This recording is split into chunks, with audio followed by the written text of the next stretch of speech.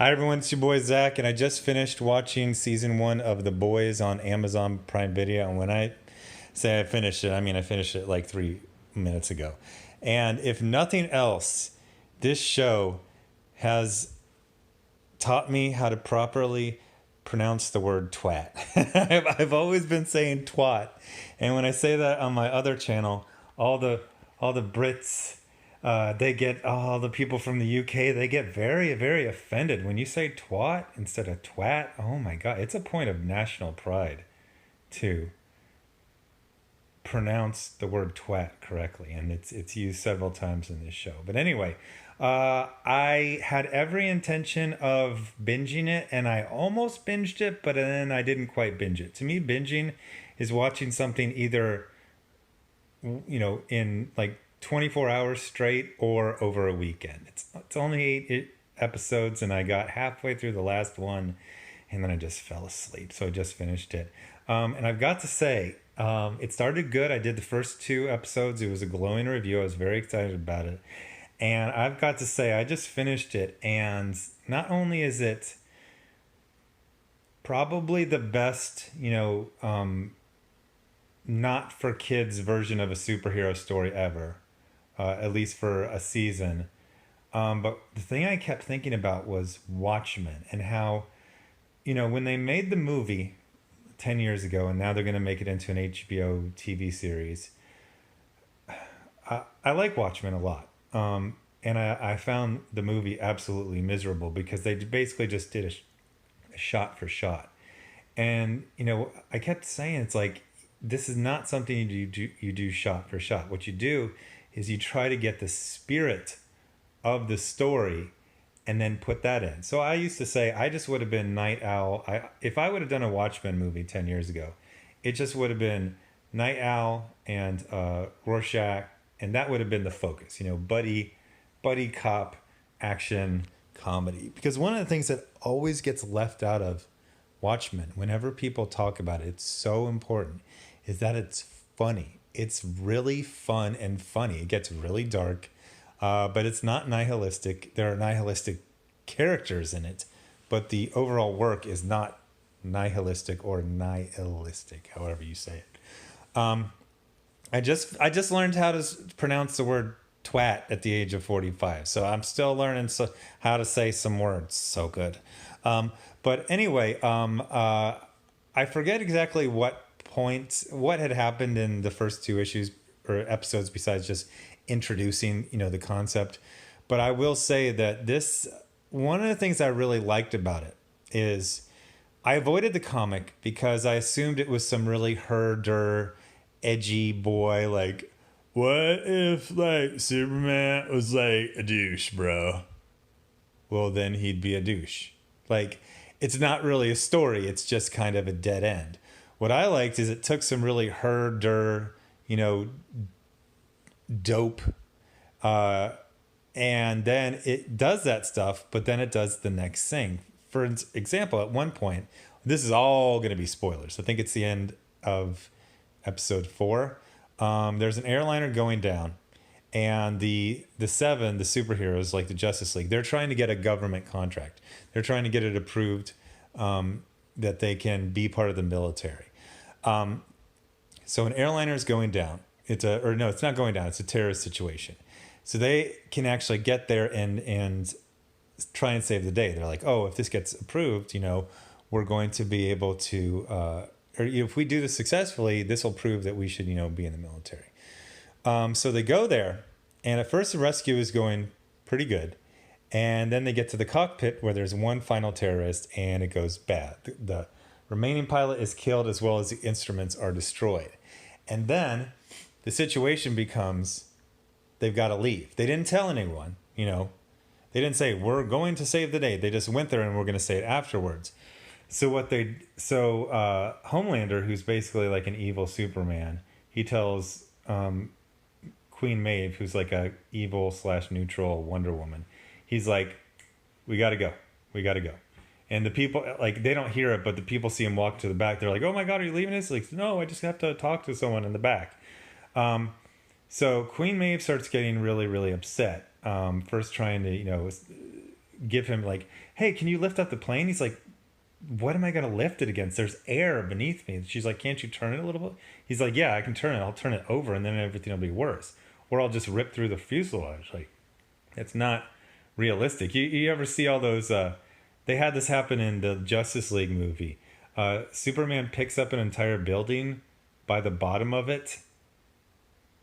No, he would just punch right through it. So basically, Homelander's just kind of doing real politic, as they say. He's just like, this doesn't work. It's got to go. She's like, save a couple people, and he's like, yeah. So then they can say that no. He's like, all these people got to die. Now he's pretty matter of fact about it. Queen Maeve is getting upset.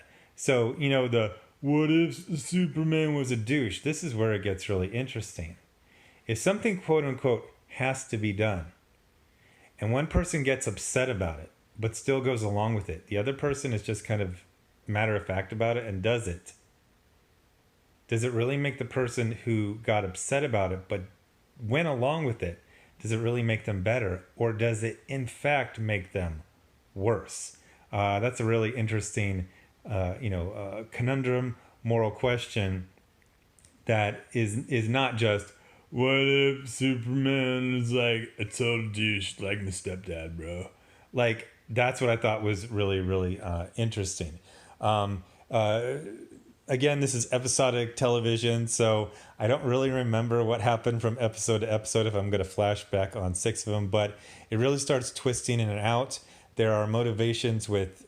One of the things I like, and again, this goes back to the first two, is I think you're supposed to be like, the boys are awesome and 7, they're douches, but Garth Ennis is mature enough of a writer to give vices and virtues to everyone. So I never thought the boys, the little kind of like mercenary squad, I never thought they were that cool. I mainly just liked Huey because he actually was like an everyman, but he had some guts and he wasn't just accepting things, with blind faith. I really like Starlight, same thing. She's kind of like the opposite number over in the 7. But you were able to see like different sides of things, different sides. One, you have the Deep, who sexually harasses Starlight and then gets kicked out of the 7. And then you think it's like, okay, so he's the one night bad guy and he got his comeuppance. But then we get to see all of his humiliating punishment and see him basically kind of like devolving. And you kind of start feeling sorry for himself. Like at the last scene, it looks like he's just straight up losing his mind. And I thought there was going to be more, but unless I had a narcoleptic fit and just missed a scene, I don't think he appeared after that last scene where he's like shaving his head. Earlier in it, I think it was like in issue, like episode 3, my buddy who had finished it, I was like, I feel like Homelander's not all bad. Like, you're going to see, and then my buddy's like, no, he's the only one who's all bad. But we find out a lot more about him. He was raised in a way, and we find one of the scientists who, not raised him, but I believe that Homelander was the first baby dosed with compound B, which gives superpowers, and maybe he took to it the best. But he was raised essentially as a lab rat, and the doctor, in his old age, he says, this is what happens when you raise animals without their mothers. They become cold, they become cruel, they become violent. So Homelander is objectively the most evil person in this whole show. But it also looks like he had the worst, like he was basically created to be this. A scientist who knows that lab rats and test animals and anything raised in that kind of environment ends up cold and cruel and violent. Who's the real bad guy? I would say it was the scientist who was the actual ultimate villain, and all the people at the Vought corporation who did this stuff. So there's some really great stuff with Starlight and Huey. I loved all of that. I'm kind of blanking because it was just consistently good throughout. Like, okay, so there's more like herder stuff. So there's this woman called Popclaw. She's like a second or third stringer. She's dating A-Train, who is a first stringer. And she's really trying to get back in. So she starts taking Compound V Some complicated plot stuff. She ends up having sex with her landlord to basically skip out on the rent, or so he doesn't charge her for her late rent. So at one point, she kills him accidentally. So like this goes back to her. It's like, dude, what if like Wonder Woman like was like having sex with a normal dude and then she like climaxed and she like killed him? Like, it's just like a Shaggy Dog story if you don't go one step further. The one step further is after that completely ridiculous scene, she has a normal human reaction. She just freaks the hell out. And the boys who have realized although they killed one soup, they really don't have a chance with any of the others. They basically were with a lot of trouble. They were able to kill the weakest soup, and they're just basically like. And at some point, they're said, we can't. We have no hope of killing you. All we can do is hurt you. Oh my gosh, the ending with Billy Butcher. Oh my. So yeah, spoiler. So Billy Butcher decided to target soups because he was told or he misunderstood that his wife was raped by Homelander and then killed himself or killed herself. What it turns out is that she had an affair with him, got pregnant, and then had to go have a special surgery because, the baby had superpowers and she couldn't have a normal birth. And then she's alive. She's alive, and there's this final tableau, this final shot of, a nice American idyllic house with the sprinklers and the lawn, and then there's Billy Butcher's wife, who he thought was dead, who he spent his whole life, 8 years avenging. The son she had from an affair. Billy Butcher's down on the ground, just utterly defeated, and then the villain, Homelander, is just smiling like he's just won everything. So just a fantastic. So one of the things, like I said, I felt like it was a spiritual successor and improvement on Watchmen, in that it hit a lot of the things, a cynical view of superheroes, but it was still able to show one pretty, pure one, Starlight, a guy who was supposed to be like a scumbag mercenary, like the other people in the boys, who was basically just, who, kind of said, no, I don't have to accept either one of these extremes. I can find my own path. That being said, it was a little weird. Episode 5 just becomes like an entire hour of just shitting on Christians and Christianity. You could say it's shitting on evangelicals, but it comes out of nowhere because it's like most of this is episodic. But that was just like one whole episode of just shitting on Christians. I was like, this came out of nowhere. There's also a little bit of political correctness, but mainly there was just this weird disconnect between this being written in 2006, before SJW era, before political correctness really came. And then some things are just different. Like they have this guy, Mother's Milk, who is a complete bore. He's a Gordon Goodbrother. That's a term for a black character that is just bland, does the right thing, not that interesting. They always have the exact same hairdo, But back in the day in 2006, I think the point of this character, it's like, oh, he's this really tall, huge, muscular black guy, but he's like the mom of the group. But the thing is, like, every TV show has that character now. So there was no point to him, and I found him incredibly boring. I liked Frenchie. I thought Billy Butcher was just like a tryhard, but Frenchie was a good character. Hugh was a good character on The Boys. Starlight was a good character on The Seven, and so was Homelander. And surprisingly, even though I didn't think he was the best actor, A-Train was a good character and had a good storyline.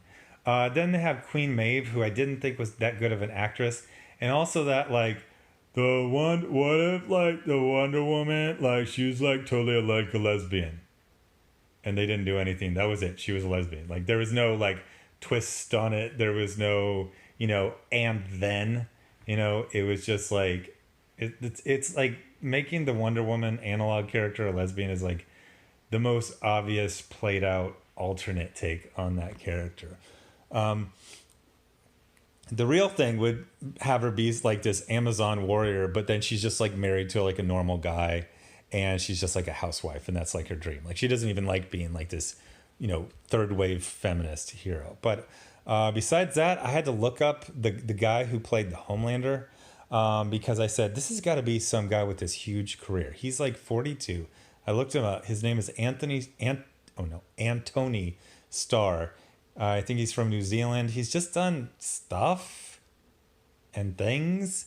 Like, he's had a steady career, but he's never been like that big deal. And oh my gosh, this guy's performance, like, it's, if this guy doesn't explode into like another level of his career, there's really just no justice. So besides that, the breakouts were the guy who played Homelander, the woman who played Starlight, who's just so freaking beautiful and a really good actress, and the 35-year-old guy playing a 20-year-old, whoever the guy is, who played something Quaid, who played Huey. That was just fantastic. So I'm really, really excited about season 2, and I definitely want to go check out the comics, which I always just whatever, try hard, edgy bullshit. So anyway, thanks for watching, and I'll have another video up tomorrow. Bye.